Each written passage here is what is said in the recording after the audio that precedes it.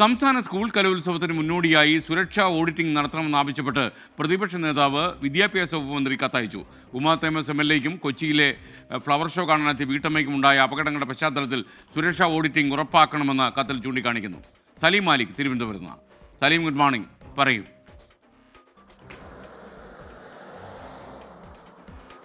Good morning. പൊതുവിദ്യാഭ്യാസ വകുപ്പ് മന്ത്രി വി ശിവൻകുട്ടിക്കാണ് പ്രതിപക്ഷ നേതാവ് സുരക്ഷാ ഓഡിറ്റിംഗ് നടത്തണമെന്ന ആവശ്യം ഉയർത്തിക്കൊണ്ടൊരു കത്ത് അയച്ചിരിക്കുന്നത്. അതിന് കാരണമായി അദ്ദേഹം ചൂണ്ടിക്കാണിക്കുന്നത് തൃക്കാക്കര MLA ആയ ഉമാ തോമസിന് ഉണ്ടായ അപകടം. അതൊരു വേദിയിൽ ഒരു പരിപാടിക്കിടെ മതിയായ സുരക്ഷ ഒരുക്കാത്തതിനാൽ ഉണ്ടായതാണ്. അതുപോലെ തന്നെ കൊച്ചിയിൽ തന്നെ നടന്ന ഒരു ഫ്ലവർ ഷോയിലും സമാനമായ ഒരു അപകടം ഒരു വീട്ടമ്മയ്ക്കുണ്ടായി.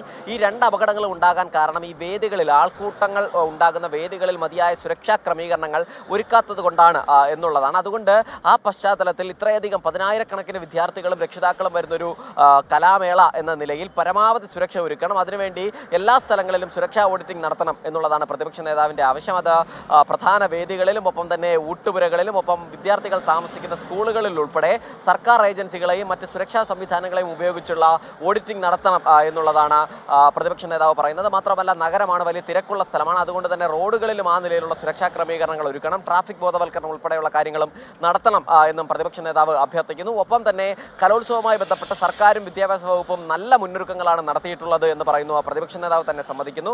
അതിനുശേഷം പൊതുവിദ്യാഭ്യാസ വകുപ്പിനെ പ്രത്യേകമായി അഭിനന്ദിച്ചുകൊണ്ടാണ് പ്രതിപക്ഷ നേതാവ് ഈ കത്ത് അയച്ചിരിക്കുന്നത്. Okay, thank you. സലീം മാലിക്കാണ് വിവരങ്ങൾ നൽകിയത്.